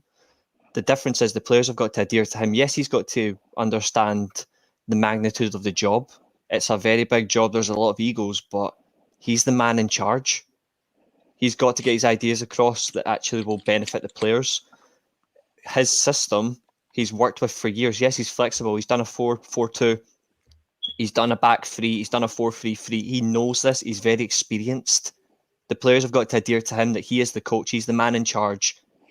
And he should stick to his system. The problem is the players he's picking, all due respect to them, they're great. They're not playing as a team. I spoke to Stu about it the other day, and he's like, my exact comments were before the Wolves game, and then they completely went and done the exact opposite. I said a team is starting to form. You saw it the way they were playing like against Burnley. It was coming in really well, playing as a team, trying to involve in the transitions, playing the ball better, actually being more effective with passing. We get to Wolves and they shit the bed. And it just says all that whole team is not functioning really well. Forget favoritism, forget the best players. You need to get a team on the pitch. Stick to his system, but find the players actually like in the squad, because there's players in the squad that actually fits their system. Yeah. Like, make those changes. He doesn't necessarily have to pick the best players. He just has to pick a team. So, if all due respect to people saying scrap the 4-2-2, I don't. I say stick with it. I think you're absolutely spot on. I can see why there's an argument on moving back, but I understand why. Yeah, I agree with you. And listen, this isn't the first time a new manager's come into any club from top to bottom and gone, this is not how we play. Sorry, guys. And you're a football player. This is what you live and breathe, and this is what you're paid to do. And of course, anybody can adapt to a system. I'm not saying that we don't change to a 4-2-3-1 or whatever that might be, but my personal feeling, like Reece, is we stick with it. Jordan, yours, mate. Yeah, my only feeling with that formation, my worry, and we need like at least a bit more time for these players to adjust to it, is I'm not sure whether Bruno's going to bring out his best in that formation, because I prefer to see him in that central attacking midfield option with the ability to roam. If you isolate him on one side, is he going to be able to play to his best? That's my worry. I think in contrast to that, you speak about roaming, is like any players who want to roam, like from like a central position, play them in the middle. Like when we spoke to Stu the other day, like we spoke about who's going to play in the front too. Eloquently, he said, if you're going to play Ronaldo, you play Martial. And I completely understood that. And then I countered that by saying, well, frankly, play Bruno Fernandes in the middle, because he likes to roam in those positions, play him off. I compared him to Sheringham. as a 9.5 because he likes to play in those position in that area of the channel, and it works. I know a lot of people are not happy with him at the minute, but Jesse Lingard is a fantastic pressing player. You could play him as one of the white tens. I know he's got a little bit of division in the fan base, and I completely understand why, but he actually fits this style of play, and you could actually play him in one of those roles. It's about getting that right balance. Yes, he might be posting on his social media about West Ham and all that, but he was tagged in these posts. Like, it's going to happen. Like, don't get so head over heels of it. But he actually fits this position. Yes, Sancho works as well if you get him in the right position. It's all about getting that balance. Yeah, see, don't forget a 4-2-2-2 isn't a 4-2-2-2. It's a diamond shape, really. Ideally, that's what. And where you're talking, Jordan, is Bruno just behind Ronaldo and another. We'll just go with another, because at the minute it's not working quite that well between Cavani and Ronaldo. So we know that. So we'll just say another. So Bruno enables you to do that. What tends to happen during a match is when we're on the defense, we tend to drop into a natural 4-4-2 anyway. The problem with the 4-2-1-3 or whatever we were playing is Bruno 3-1. Bruno never dropped in that 10 or 15 yards required. And that's why you saw the big gap where the midfielders were exploiting us. That was the issue. So the way that Reece is talking about is absolutely right. The wing backs are then employed to hit the wings. So you could drop Sancho if you so wished, and another, whoever it is, whoever's playing the 6, 2 8s, a Bruno, and then Bruno would get that floating role that you want, and that would work. Eventually, I think Ralf will probably realise that Cavani and Ronaldo isn't working. Look, I advocated Martial because I think he's a better option than Rashford at the moment to play alongside him. I think he's a better option than Sancho to play alongside him. So I advocated that because Martial's probably, and by the way, he's not the best at it. He's probably our best hold-up player, because he holds it up and then spins at the same time. He's very, very good and very capable of doing that. But Reece I'd not thought about playing Ronaldo and Bruno up top until Reece mentioned it. And then I started thinking about it. I thought, that has got a potential, because there's maybe one or two better defensive-minded options that we can put into the middle of the park and then give Bruno that option. So I think you're right, Jordan, about we need to utilise Bruno better. But Reece, and it was one thing me and Reece did agree on, the players should do what they're fucking told. The manager goes in. The players don't say to him how we want to play. He tells you how you're going to play, and you are going to adapt. And if you don't adapt, you're on the bench. That's football. That's something Ralf isn't afraid to do as well. Like, you saw it with the fullbacks. Like, yes, Michael Carrick made a decision where, yes, Wan-Bissaka wasn't available due to suspension, but he stuck with his guns. He played Telles and Dalot. Ralf came in and he stuck to that. They had one poor game, and he made that abject decision to go straight where we're going to replace the fullbacks.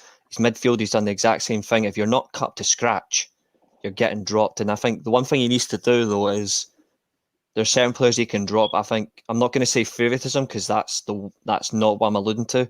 It's that spine. Like, we don't have a consistent spine we really need to find. And I think maybe there are some positions you think, yeah, I absolutely love David De Gea, and his form's amazing. Do you consider making that goalkeeping change because of distribution? Perhaps. But the one thing that's missing is, and I really don't understand, is why the player's not pressing. Because they done it against Palace in that first half. They were brilliant. You saw how close like the midfield four were. It just hasn't actually appeared since. As if they just generally can't be bothered. It's like, I don't want to play this style. Well, if you don't want to play that style, well, as Stu said perfectly, go to the bench. There's perfectly other players in there who are not getting a chance. They're coming out angry, not getting an opportunity. They'll happily step in and do it.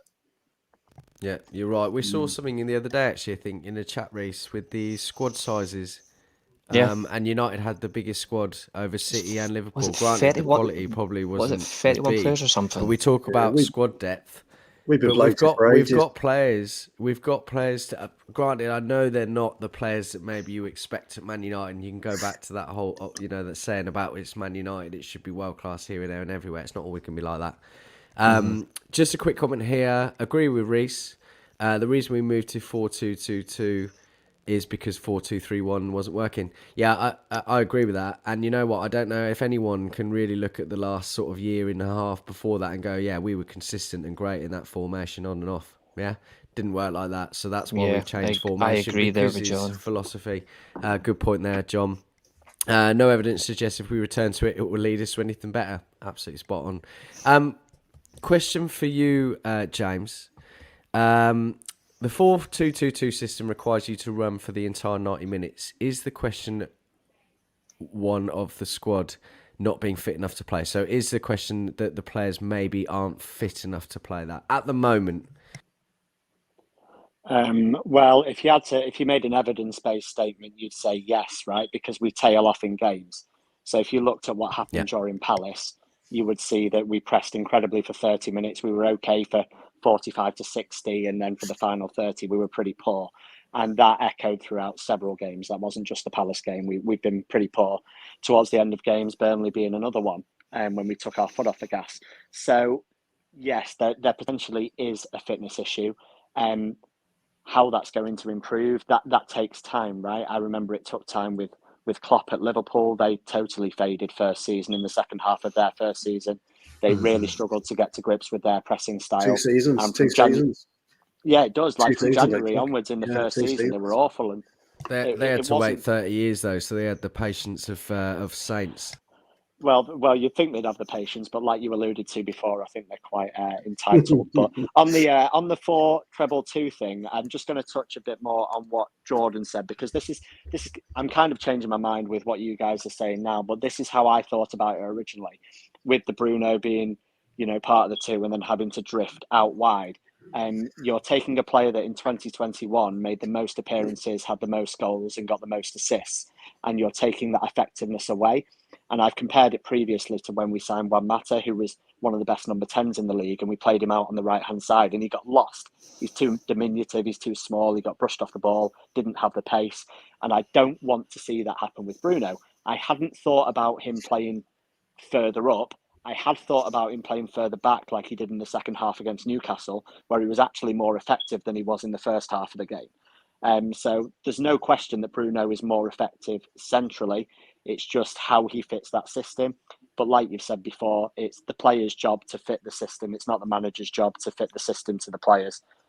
So I'm probably siding more on sticking with the 4-2-2 now, although in my head, I had liked to see a 4-3-3 with like Greenwood, Sancho, and either Cavani or Rashford. But we don't have the destroyer. We don't have the destroyer DM for that. I think everyone wants that. I want that, but we need to get that defensive. I think the one thing that's lacking, sort of cutting there, lads. The one thing that really is like, the one thing Ralph always talks about is it's not about quick feet. It's quick minds. It's application. Right. And it's quick application, it's game management. You look at these players, would you trust them to actually manage a game properly? Like in the way he wants to do it? No. If you were to put in some of the City players, like I guarantee if you put Gundogan in our midfield, if you put Bernardo Silva, even though I can't stand them, if you put Phil Foden in our team, like they actually know how to manage a game properly. Even robotic Jack Grealish knows how to manage a game better now.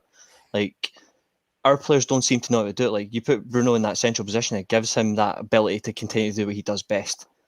I think it's just the fact is I don't think they're actually listening to what Ralph is telling them. Use your brain, actually think, apply yourself in games.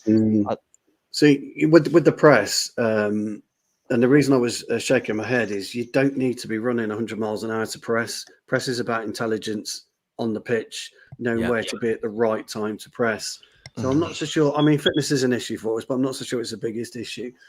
Yeah. One thing about a 4-3-3. You look at, just very quickly, Stu, you look at when Mourinho left and Ollie came in, and he one of the first things he said was how poor the fitness was, and that's why we're getting so many injuries. Now, I'm not saying that they're not at their fittest now, but we're still not getting a huge amount of injuries like we were 3 years ago, so it can't be that much of a problem. No, I don't think it's a huge problem. The other thing about why I'd like to see a 4-3-3 is it will enable our diagonal assault again. We've stopped our complete diagonal assault. You know, Rashford and Martial, if you remember, when they got 20, 22, 23 goals each per season, the diagonal assault was absolutely huge. And what it did, it enabled us to attack the penalty box on the diagonal, and we were winning spot kicks every game because we were committing defenders. 4-3-3 enables us to do that. Yeah. And you're right about pushing Bruno to the right. Bruno hasn't got that pace and that I'm not going to say know-how because that's wrong, but he doesn't.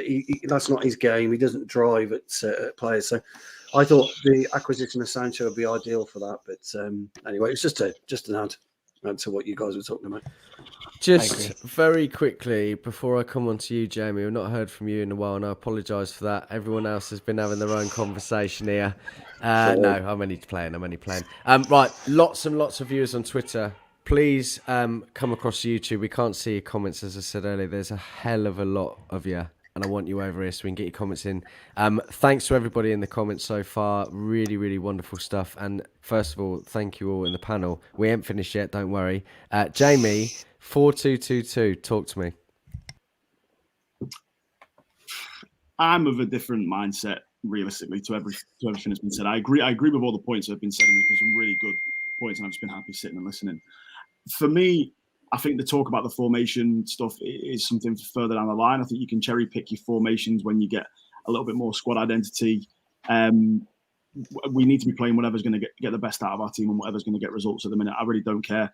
I don't care at the minute whether we're playing attractive football or not playing attractive football. I just want to see us winning games. I want to see us grinding results out. You know, we played against Wolves and we were second best all game, as we have been. We have this incredible knack at Manchester United of making every fucking team we come up against look like the best team in the league, and I don't get it. The only surprise I've had all season was that we finally actually managed to put Burnley to the sword, because usually every season, and I swear the league does this to piss us off, we'll play Burnley, it'll be 0-0 because whatever keeper they turn up with has the fucking game of their life. The game of their life. And the week after, they'll play It's true. Yeah, it's like a prime They Buffon play like prime Barcelona, don't they, as well? It was when Tom Eaton, it was Burnley at Old Trafford, 3-4 years ago. Tom Eaton, 2-2, wasn't it? And it was like he made the He most. can't do that against us anymore, though. That's why we brought him back. That's true. Yeah, but then I guarantee you put him in net against Burnley this time, and he'll have a howler. So for me, the frustration comes down to, I'm not about the formation necessarily. I understand that there's a couple of nuanced arguments to be had about whether the 4-2-2-2 gets the best out of the likes of Bruno, and I think that we need to be looking at putting our best players in their best positions to get the most out of them. But for me, it's more down to the character of the team. I want to see us actively looking bothered. And just this is going to take us back a little bit. But, we look at the Wolves game. Our best player was Phil Jones, which is mad. Are we surprised that Phil Jones is one of the last remnants of the Fergie era? He's played under the greatest manager. I was going to say, actually, sorry, Jamie, to interrupt. I just wanted to say earlier, and I completely forgot about it. I was so proud of Jones the other day. I've given him stick. Every one of you have given him stick. Everyone I spoke to have given him stick. But I literally was nearly in tears when he was walking off. When you see that video, and he was so pleased, what an absolute stalwart. And you know what? I hope he gets a run of games now. I hope he stays fit, and I hope he does, because he was absolutely fucking brilliant. He'll score a header from a corner for the first time this season. Yeah. We'll probably break the duck. He'll be the first person to ever take a corner and score from the same corner. For us, anyway. Aye. But what I was going to say, so for me, we could play whatever. I just want to see us progressing. And for me, a lot of it depends as well. And we're not good at this at all, but I want to see us start thinking long term. So we need to be eyeing a replacement for Rangnick now. If he is just going to be an interim manager, that's fine. Then you need to start looking, and whatever the manager. So if it is Ten Hag, when we look at his Ajax team, let's try and build a foundation so that when he comes in, the work's already there. The players are used to a pressing system, the players are used to a certain style of play, and that we're not going through the same shit and the same rigmarole in 6 to 8 months. And go through the same rebuild, and we have another manager that comes in and struggles. Because I know, and again, sorry, I keep going off on different tangents. My brain just keeps firing. The one thing that's pissed me off as well about this is, where the fuck has the new manager bounce been?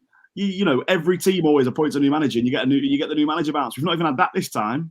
So we got it for 30 minutes, mate. Yeah, exactly. 30 minutes, then they gave up. They wanted a chippy instead. Yeah, exactly. Yeah. It's all because Ronaldo said no more puddings. That's why. Luke Shaw's living. Yeah.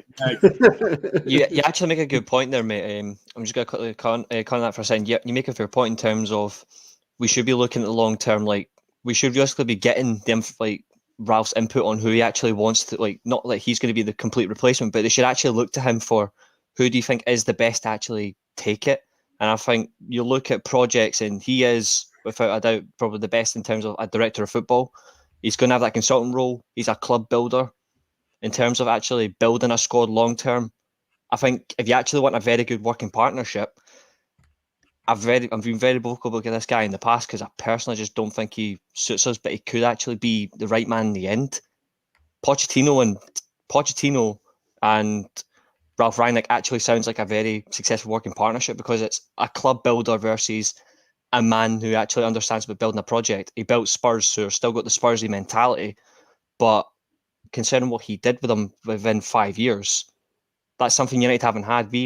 Our greatest success has been a manager of long-term success. Ernest Magnell, very first Man United manager, he had a very long-term succession with the club. First manager win the title twice. Sir Matt Busby, 25 years, 5 league titles, and he came back for a year. Right. Look at the distance. Sir Alex Ferguson, 26 years. It's key. We need a long-term comment and project builder, and then build. I think that's our problem. Is we just go, 5 games, defeat, see ya. We have to hold firm, and I think you're right in terms of that. We need to get that long-term plan. We need to get that long-term plan in now. I think he is probably the best option in that respect. Because I think you can guarantee that City are already looking at Pep's successor. Liverpool will be looking at one for Klopp. Although Liverpool, I imagine, are going to potentially going to enter a bit of a rebuild coming up. But these top clubs always have somebody lined up, ready to come in and slot in and take over. No pussyfooting around. They do have a sort of structure. And we shouldn't look to them. They know their next move, don't they? Yeah, we shouldn't look to them. We shouldn't be looking to City because we've known past couple of years transfers and decisions. We've been reacting to City in the worst way. Alexis Sanchez, Man City wanted him. Oh, here's 500 grand, and we'll give you Mkhitaryan. Bad decision. Well, actually, on paper, I know 500 grand was a hell of a lot. On paper, that was a fucking great swap deal at the time. I thought, he's pulled a blinder here. Just turned out he was shit. I'm sure that us and Arsenal agreed that we'd never talk about that deal ever again. It's ended up in Serie A. It's written from the history books. Mm-hmm. But you got to allude to it in the sense of no disrespect to where we are and all that, but City are polar levels ahead of us. We shouldn't actually be focusing on City and Liverpool, our great rivals. We should just be focusing on where we are about getting back to where we can say we still own you two bitches. We need to get back to that position where just don't focus on them, focus on us. Get the appointments right, get the overhaul done, because this squad does need an overhaul. Get it done in that right manner. Don't look at City, don't look at Liverpool. Just look at ourselves and go, what do we need to do? Yeah, I agree. Which is contrast to what I was saying in the summer, because I thought this squad looked bloody great. Yeah. But maybe you've got to remember, we finished second, right? And we signed Ronaldo, Varane and Sancho. So it's only with hindsight now that we can say that obviously it didn't work out. But at the time, we were thinking title charge and a cup at least, right? Surely. Yeah. All my mates that aren't United fans said to me, they were like, what's the minimum you'd accept? This is back in the summer, just after we signed Ronaldo. What's the minimum you'll accept this summer? And I was like, we have to have a realistic title run. If we miss out by a couple of points, then fair enough. But if we lose it, if we come second by 14 points, you weren't in it. And we need to win a cup. And now, fuck me, you couldn't be further from that. I just don't. The rot obviously comes from the top. Don't get me wrong, and I know obviously we should, like you just said, then Reece, we shouldn't be framing what we do on other clubs. But it's you look at Leicester, for example. Leicester are literally probably the pinnacle for how a club should run, in my opinion, across the world. They're probably my favorite run club. They could sell their entire starting 11 tomorrow, and their scouting networks and their transfer policies are that good that they'd probably have them replaced the following week. You look at the investment making the community around them, in their training facilities, in their academy. Yeah, we have the MU Foundation and stuff like that, but we don't do the same kind of work. We don't do invest in the local community. We don't have, Carrington is so outdated now. We might as well go back to playing at the Cliff. Stadium's outdated. The leaks. You're not wrong. Do you know what I mean? Because again, we have owners that take 130 million dividends, and again, that they're just more interested in fucking wanking off Tom Brady and bringing Rob Gronkowski out of retirement for the 7th time. Yeah, we've had these conversations before, and yes, Woodward leaving, brilliant. Is Arnold going to be the next employee? Is he going to be just another Woodward? Is he going to, or are we going to end up seeing some change? Obviously, Ralf joining the backroom staff for me is probably the most exciting part about him coming to United. The next months are going to be interesting, but I always hate going on this roller coaster of, oh yeah, we've signed Sancho. Fantastic, long-term target. I think the price tag's bollocks. Never judge a player on their price tag because they don't decide it. We signed Varane. What a coup that was, and I got excited. Now we're back in the dumps again. Whilst all this turmoil's going on, you get the reports that the other day they took their regular 130 million dividends out, and I just look at it and I'm so jealous of these clubs, man. These clubs that are run by proper football. Obviously, I know with teams like City and stuff, it's the human rights violations. You have to look at, but in terms of football club, they're just they're just leagues ahead of us. We had a fucking massive head start on them. Do you know what I mean? For 20 years, for 25 years nearly, we were a top club. And granted, obviously, I know the Glazers only came in 2005, but if they'd have been decent fucking owners, man, there's a good 16-year run from then until now for us to be an elite brand club. Yeah, we've now behind the times really, and we had an opportunity at that point to really sort of improve on what we had. You're absolutely right, and we could be absolutely storming it. I mean, again, like you said earlier, James, hindsight is a wonderful thing, but you say Leicester, I say Bayern. Well, Bayern, incredible. Really. Yeah, I think Bayern have a bit of an easier run at it though, don't they? But in terms of the actual run though, regardless of their league, you've still got to set a standard, and them every year. It's the same. Yeah, they are very well run. Listen, we're gonna have to wrap up in a minute. I could talk to you guys all night. I've thoroughly enjoyed this chat, and I hope everyone in the comments have as well. Everyone's been excellent. Just to clear up a couple of things. Firstly, Twitter people, as I said, youtube.com/AllForUnited. Come over to our channel, subscribe, like. Everybody that's new in the channel today. John, first time I've seen your face. You've had some great comments tonight. Agreed with you, Jamie. Make sure you come over to YouTube, bro, and subscribe. We've got lots of great content for you. It's all great, passionate fans that do talk a lot of sense, and we're not reactionary like other channels that you'll see out there. You'll know who I mean. Just to clear up a couple other things as well. Neil says, shame this isn't a phone-in show. I've got plenty to say. I did invite you on tonight, you bastard, and you said to me, oh no, I'm feeling a bit poorly 20 minutes beforehand, so don't give me that shit. And Brendan said, can we sub Neil, put him on? I've just told you he didn't want to be on. And then John is offering an olive branch. You can call me if you can't get on. So that's good to see. Lots of love going on in the comments. John, brilliant show. Round of applause to you all. Thank you very much. Neil, superb show. It really has been wonderful. I'm just going to do a very quick fire. It's 10 o'clock at night. It's a Sunday night. I really appreciate you guys being here. So just very quickly. Tomorrow night, Villa, FA Cup. Firstly, my question is, I'm going to go to Jordan first, okay? Is the FA Cup important still? Lots of people had a chat with Phil the other night. He seemed to think that it wasn't. My feelings are a little bit different. And what's your score prediction for tomorrow night? I still think the FA Cup is important, but yeah, I do admit maybe past few years it's kind of like dipped down a little bit. It's not as it's great not as as prestigious, is it? Not as prestigious, is it? But yeah. But and my score for tomorrow night, look, to be honest, I'd take a 1-0 win. I mean, it's not a lot, but it's hard to predict any higher. I hope it's any higher, but kind of go from the last result. Yeah, fair point. James, I'll come to you, mate. I just want to quickly say Jarvis here, he's summed it up perfectly, and I'm really pleased with his comment. Don't wrap up. It's been a great conversation, one of the best shows ever. Now, that is a big thing to say, but I do appreciate that, so thanks, mate. James, you, mate. So on the FA Cup, it may have lost some of its prestige, but for where we are at the moment, it's hugely important. I don't really get anyone saying it's not.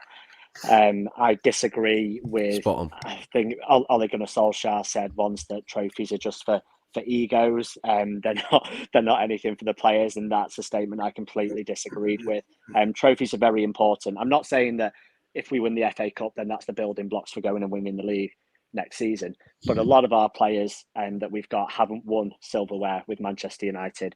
It's very important to unite the fan base. We'd all love a trip to Wembley.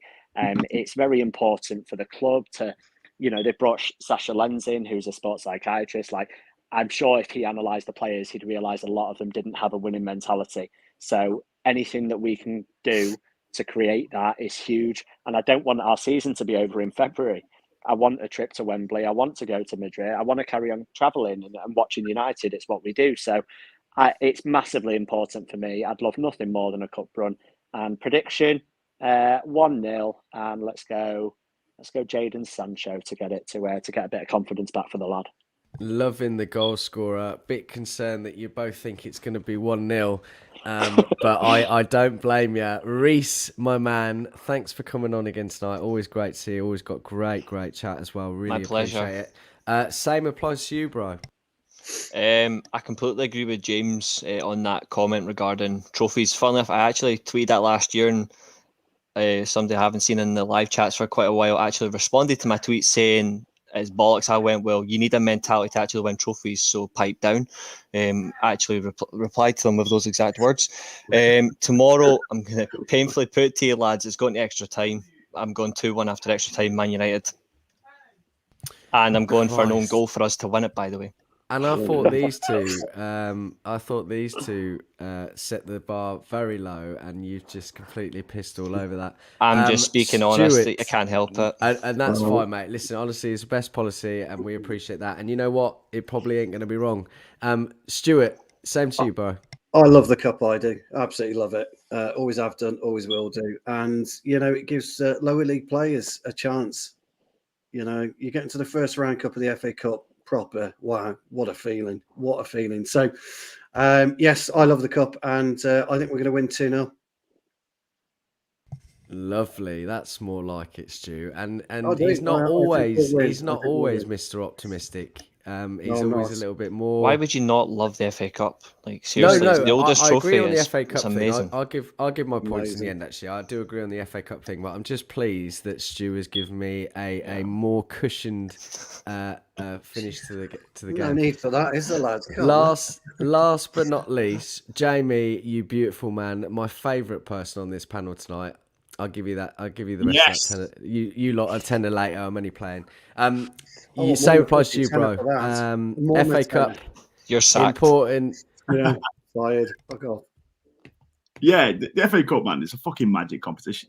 And I love all cup competitions. To be fair, I never get the vitriol about other ones. At this point, I take the magic of the Johnson's Paint Trophy. So I just think a cup competition, the more, I get that managers moan about the fixture congestion, and I do understand that. But at the same time, the more, the better. You spend your entire time as surely as a professional footballer wanting to win all the pots. So why not compete in all of them? But yeah, for me, I absolutely love the FA Cup. But I'm not as optimistic as everyone else, and I do think we'll get beat. I think they'll knock us out. I can just see. I don't want to be that guy. I always want to be optimistic, and I always want to say, we're going to fucking hammer them 7-0. But I can just see Buendia being an absolute nightmare. And we have this record of making teams that have looked really flat recently and out of ideas playing right into their hands, and all of a sudden they have a worldy performance. If Ollie Watkins is playing, I think he's going to have an absolute nightmare for us to defend against. He's such a baller. I really like him. And again, we're playing against a team where Tyrone Mings always seems to have a bit of bite about him. Maldini approach. Yeah, when he plays He'll kick Ronaldo. We'll get a pen. So I'd love nothing more than the one that's on the screen there, 3-2 United Cavani, because I love the drama in the cup. I'm not asked about goal difference. You want drama and excitement, don't you? But I think we're going to get knocked out. Wow, you just went from he did, the best man. He person brought in this me up here conversation to the worst. He brought me up here. I was so excited. I was so positive, and just Proper my face bend. just gradually got sadder and sadder. Yeah, but think how magical it's going to be when I jinx that, and and we win. Well, he does jinx a lot, actually. I think we've found out who United Trey is then. Who's hosting tomorrow night? Who's hosting tomorrow night? Is it you, Mark? Is it you, Mark? Because if it's you, we will lose. Yeah, you funny But bastards. there is one thing as well. It's on Mark's head. We don't just play Villa on Monday. No, Play them on Saturday. Play them in the league as well. So And Coutinho will probably be there for And that. I'm, so- I do not I'm want a hosting West. that I do as not want a well. West Ham repeat. I do not want that. Like beat them in the league, losing the cup. Like we don't want role reversal. I want 2 wins. But you are right though. Like unfortunately, Jamie is right. Like, we could still potentially lose this game if United don't turn up. Yeah. I'm hosting tomorrow, and I'm hosting next Saturday. Just to quickly read this out. Fucking hell, guys. Hour and 40 minutes. Longest show ever. Been absolutely wonderful. I just want to say thank you very much to all of you guys tonight. Really, really wonderful stuff. And we'll have to do this again for sure. Everybody in the comments, really great stuff. Really good conversations going on. And I'm really pleased with some of the comments afterwards to say it was a great show. So honestly, that's appreciated. Like, subscribe. We really appreciate it. It means a lot to us. Just to give you a bit of a roundup of what's happening this week. We've got 9 shows this week coming on. So tomorrow we've got a special recording that Keane's doing. He's got someone from Sky Sports News doing a transfer special. Big show, which is going to be pushed out at 2 p.m. We've got the review with me tomorrow night, so you're absolutely right. We're probably going to lose. Weekend review with Joe on Tuesday. We've got a Mengi-led Loan Watch with Connor. He's doing his usual weekly United watch that he does every week. It's been a couple of weeks a couple of weeks he hasn't been doing it because of Christmas, whatever. And then Stu and Ben are doing something at 2 p.m. on Wednesday. A new show, is that right, Stu? Yeah, we are. Yeah, it's on the record. Yeah, it's on the record. Yeah, we were discussing it for a few days. So yeah, we'll see how it goes. It's going to be a difference of opinion type show, but no arguments. Just I'll put my viewpoint across, and Ben will put his viewpoint across, and we'll discuss our reasoning behind it. So it's going to be a difference of opinion show. We'll probably split it up into 4 15-minute segments of topics. And so, yeah. Well, careful with that, Stu, because we know what you're like. We know what you'll be fucking. It'll be a 20-minute segment. Well, when you've got knowledge like I've got, I'm just a wealth of it. That's true. That is true. Yeah, it should be a very good one, and I couldn't think of a better person, Stu, to go on that show. So really looking forward to that. Thank you. We've got the tactical preview with James. Very, very good show. Which Stu again and Abdul, really, really great show. Really in depth, and that's always a good watch. It's been a few weeks since tactical one. Timeline talk on Friday. The Villa reaction with yours truly again, so we'll probably lose that too. Just for these two down the bottom and Reese, I've got a bit of a habit at the moment of hosting draws or losses. So that's the running joke I know. at the minute. And then, of course, Devil's Advocate next Sunday. Listen, I'm going to wrap up now. Long time. I hope you all enjoyed. Thanks so much for coming on, as I said. We'll catch you tomorrow. Yeah, big day.